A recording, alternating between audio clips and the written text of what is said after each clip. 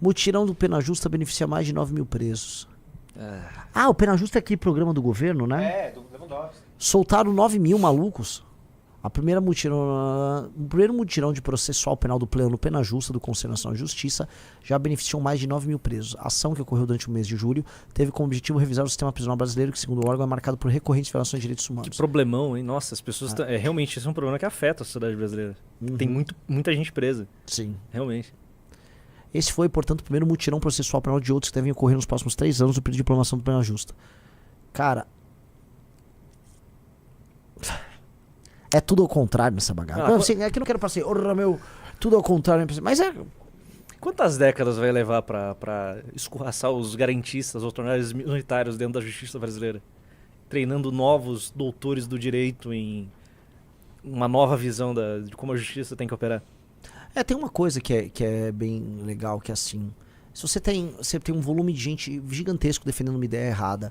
Você precisa de um pequeno grupo de pessoas defendendo as ideias certas, bem organizadas, que eles suplantam os outros, né? A própria lógica do tecnotenentismo é sobre isso. Então, assim, se a gente vier muito bem focado, com boas ideias, boas teses, bons programas de governo ligados a uma ideia que envolva direito penal do inimigo, um punitivismo, bem mais claro, a ideia de colocar... Tem o Silvio, que é um jurista brilhante, um rapaz novo lá do Rio de Janeiro. Ele trabalha com a ideia assim, olha, o protagonista do direito penal é a vítima. Porque se tem um protagonista, em geral, o protagonista do direito penal é o ofensor. Ou é a própria sociedade, né? Um ofensor. Então, se eu vou ressocializar o ofensor, se eu vou reeducar o ofensor, se eu vou punir o ofensor. Ou seja, ele é o protagonista da história em todos os cenários. Pode ser a sociedade ou a justiça, os protagonistas também na história. Agora, e se colocar a vítima, a ideia de recompensa à vítima como protagonista no momento da pena? O que isso significaria? Que se uma pena não satisfaça de verdade o sentimento de injustiça que acometeu a vítima, a pena não é suficiente. Então a gente tem que entender que a vítima tem que ser, ela em si, a grande protagonista nessa história toda. Então, porque o que acontece? O objetivo da pena é evitar um efeito de dissuasão contra o crime. Legal, entendi, você está sendo utilitarista, mas esse efeito de dissuasão funciona da seguinte maneira: alguém é vítima para que o ofensor mostre ao restante da sociedade, através da punição que ele sofra, que cometer crimes é ruim. Mas e a vítima? A vítima tem um papel pedagógico nisso? Não, a vítima, assim, cara, algo muito escroto tem que acontecer com o ofensor, porque a vítima sofreu. E eu acho que trazer a vítima, aí acho que esse é um discurso poderoso, porque é um discurso humano. Trazer a vítima pro centro da discussão, ela muda todo o jogo. Então nós temos que criar meio que o direito penal da vítima. Mas, vítima, vocês vão falar, não, fulano é vítima do... Não, vítima mesmo, vítima do crime violento. Essa pessoa tem que ser... Não é a vítima da sociedade, não. É a pessoa que tem um celular roubado. Exato. É isso. Uma pessoa que foi assaltada, uma pessoa que foi alvo de uma tentativa de homicídio. Esta pessoa, o direito penal tem que ficar ao redor dela. Tem que falar como eu mitigo os danos que você sofreu e o que eu posso fazer para permitir que a justiça seja feita para você. O Estado vai fazer justiça para você. Afinal, você já paga imposto pro Estado. Né? Então, esses são approaches bem interessantes. Eu acho que a gente tem que trazer. E aí, não precisa de muita gente. Eu acho que o que adianta ter 200 mil advogados ou juristas retardados defendendo ideia ruim, sabe? É só vão ficar defendendo uma ideia ruim. Algumas pessoas defendendo a ideia certa, a gente corta o caminho deles. O Getúlio estava certo. O Brasil tem muito doutor. Você tem que acabar com essa porra. É muita gente. É um excesso de capital alocado numa área que não precisava ter. É muita gente. Uma coisa que o teste da OAB poderia fazer é estabelecer cota. Ou testes, não só passar a prova, tá pronto. Não. Não, tipo um vestibular. Tipo assim, vai abrir esse ano 10 mil vagas de advogado. Só os melhores vão passar. Isso, Jeca, a OAB renova a licença? Renova, mas é uma prova objetiva. Se você passa da prova, qualquer um vai. E se você estabelecer um número de vagas? Apenas tantas pessoas vão ter licença. Pra você diminuir o mercado. Começar a diminuir com o passar do tempo. Não, mas a pergunta é, você tem que fazer a prova com recorrência ou é uma vez na vida? Eu acho que é uma vez na vida. Podia ser como o mercado financeiro opera. Ambima e Accord se você está trabalhando no mercado financeiro a cada 5, se você não está trabalhando a cada 2. Pronto, mete a prova ali, uma OAB ali, pro cara ter que fazer essa porra dessa prova pelo resto da vida dele, de 3 em 3 anos, com uma cota de quantas pessoas podem passar, e vai diminuindo a quantidade de advogados no Brasil. Pronto. Tem legal. 1 milhão de advogados? Mais? Cara, é o país que mais forma advogados no mundo. Se eu não me engano, Riso, me corrija aí, deve ter inteligência artificial, dá um Google aí. O Brasil forma mais advogados por ano do que todos os outros países somados. É assustador. Não, vamos fazer. Né? Agora o Brasil vai ter 100 mil advogados, é isso aí. Tá tudo em casa. Um número completamente arbitrário. O Brasil tem a maior proporção de advogados por habitante do mundo. Em números absolutos, a Índia tem mais advogados que o Brasil, natural. O Brasil tem cerca de um advogado para cada 136 brasileiros. A Índia é o país com o maior número de advogados, com cerca de 2 milhões. Mas sua população é muito maior, estando em uma proporção menor que um advogado para cada 700 habitantes. Vamos melhorar esse número aí e botar um advogado para cada 500 pessoas? Seria um número ok.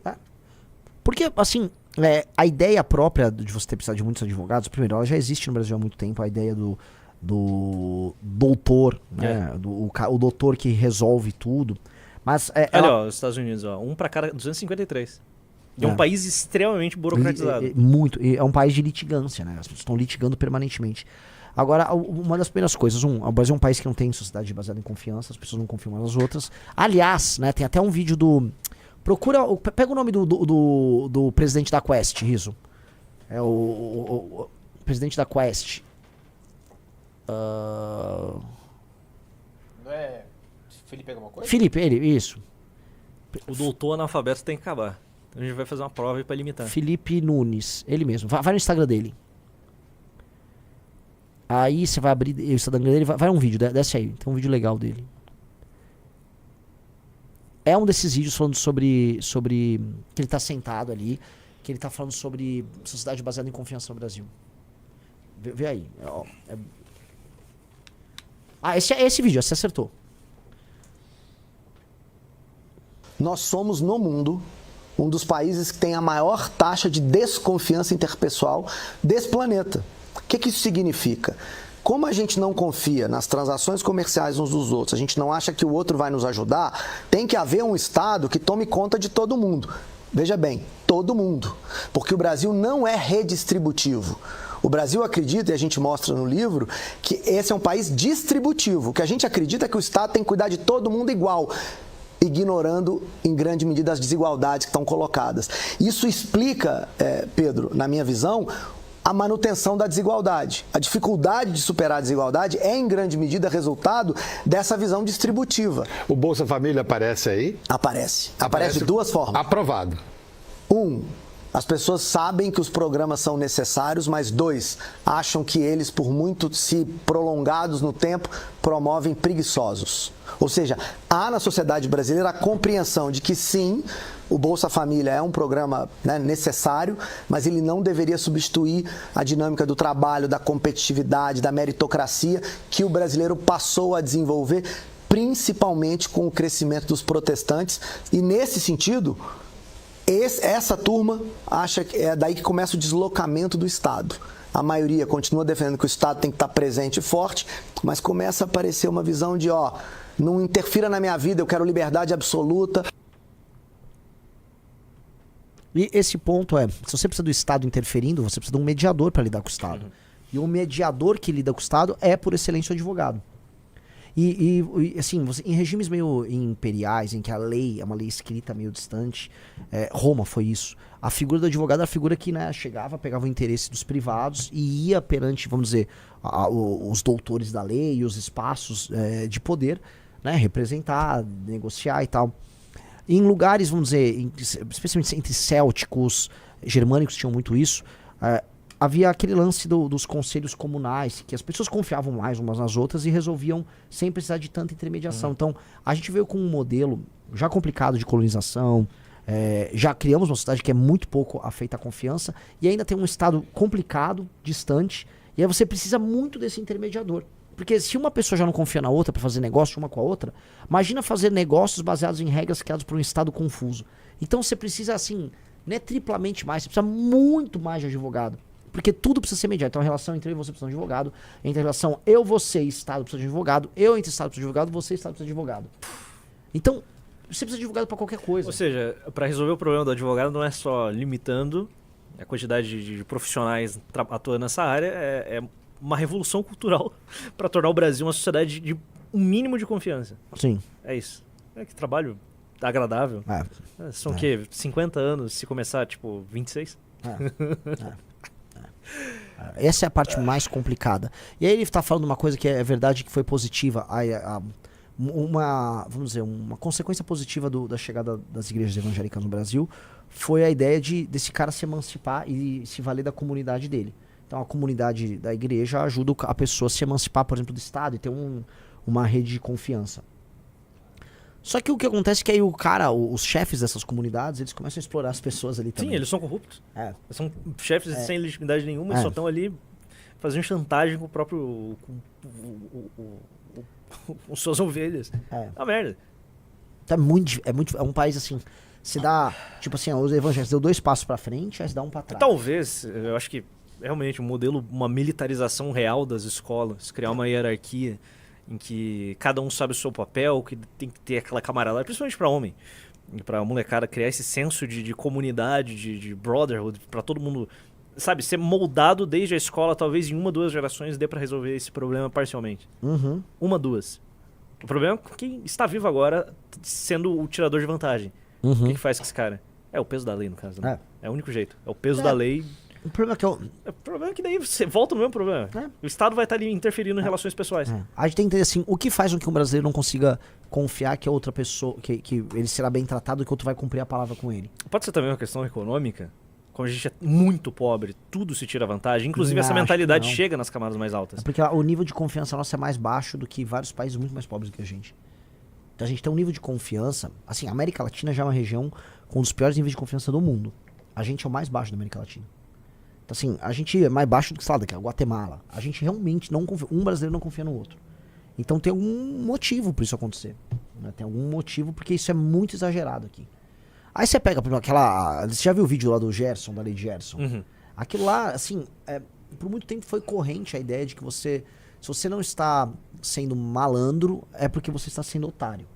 Tipo assim, se eu não tô... E eu já lidei muito assim, eu falei muito disso com amigos cariocas, né? Um carioca sempre, Renan, olha só, um problema de construir amizades verdadeiras com carioca é que você vai encontrar até alguns casos, mas muitas vezes você vai padecer do seguinte problema.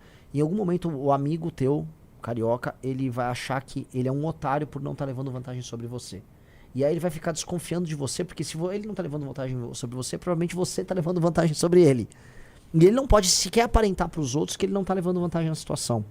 E é muito complicado, porque a pior coisa que você pode parecer é um otário. Numa sociedade de malandros e otários, cara, você ser o otário é assim, você tá ferrado ser otário. Então você tem que aparentar ser malandro. Você tem que tentar ser malandro, e se alguém estiver sendo honesto com você e você não tá entendendo isso porque você espera que ele seja malandro, desconfie. Então você desconfia da honestidade e exata malandreza. Só que a parte mais legal é que um malandro, ele não fala que é malandro. Esse é muito do rolê. Pra conseguir enganar outra pessoa, as pessoas têm que acreditar que ele é honesto. Sim.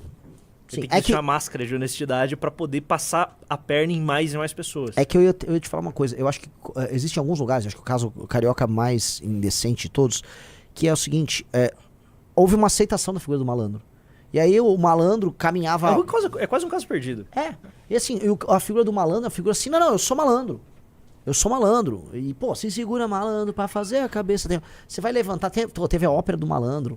A ideia do malandro, como ele é um subversivo que, de maneira não violenta, ele sobrevive e vive os prazeres da vida, né?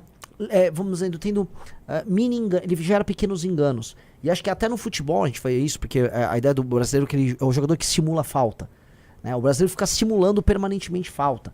Ele simula falta, simula. Aí tem a ginga, o drible, que é um engano. É um engano do bem. Não, eu sou malandro, dei uma gingada. Que eu enganei. Pô, driblou, não tem nada de errado na ginga.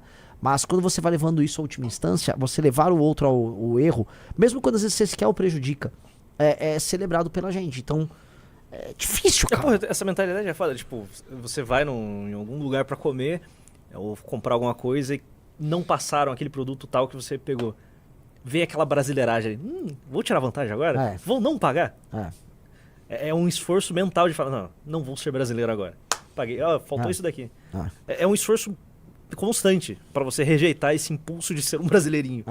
E aí eu vou dar um exemplo, assim, um exemplo clássico. O número de pessoas, o Brasil é o país que tem o maior número de ações contra companhias aéreas de pessoas que simulam problemas com companhias aéreas só para poder processá-las e ganharem.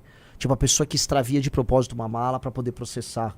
Uma pessoa que entra no voo errado só para falar, fui enganado e processar a companhia. Então você tem um custo ligado a isso, que é a mesma coisa do GatoNet no Rio de Janeiro. A população otária paga a conta de luz para a população malandra usar o gato.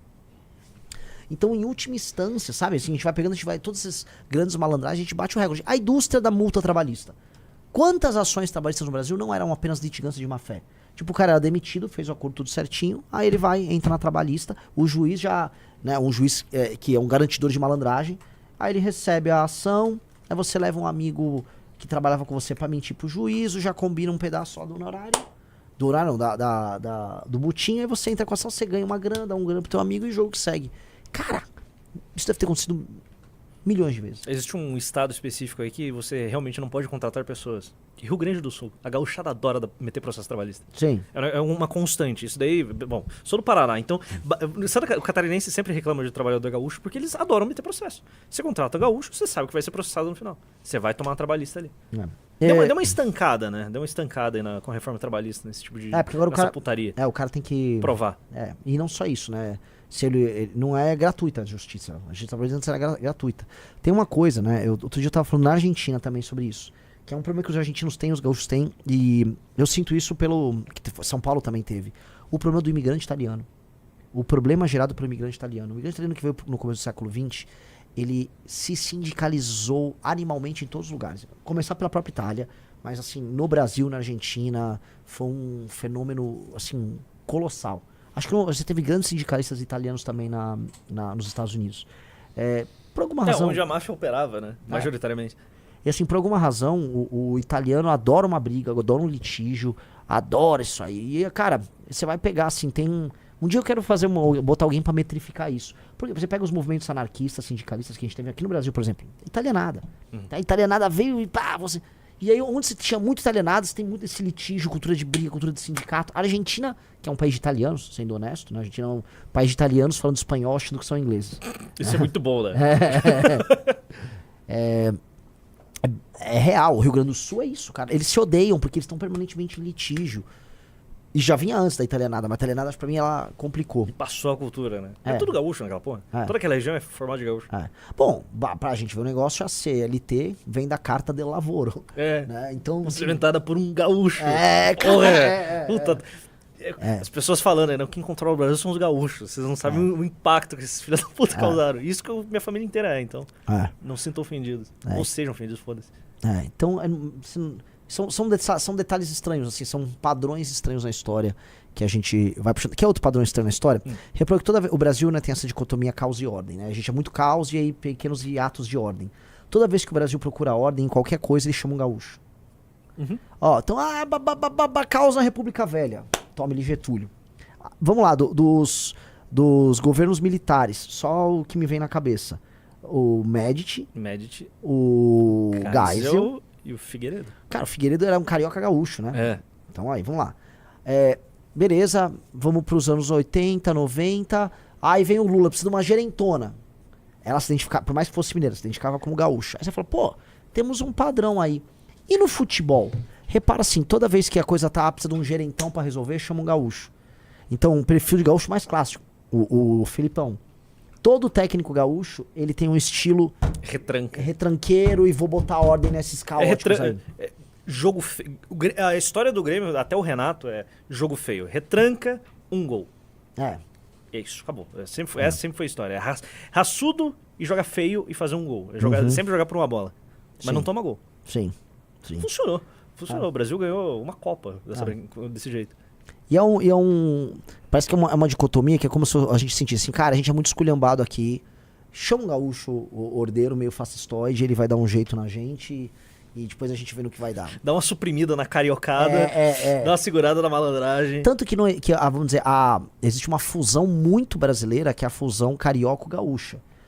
O Getúlio indo morar no Rio, é o Brizola, que é coisa mais carioco-gaúcha do que o Brizola, governador do Rio. É bizarro, é um negócio que não faz sentido quando você começa a explicar, mas funciona. Bom, não funciona. É, não né? funciona, mas foi um desastre. acontece, Toda é. vez, na verdade, toda vez é um desastre, né? Porque a porra do Getúlio, o plano dele era cariocar o Brasil, né? Um gaúcho querendo cariocar o Brasil. Filho da puta. Então sei lá, são coisas estranhas da história brasileira.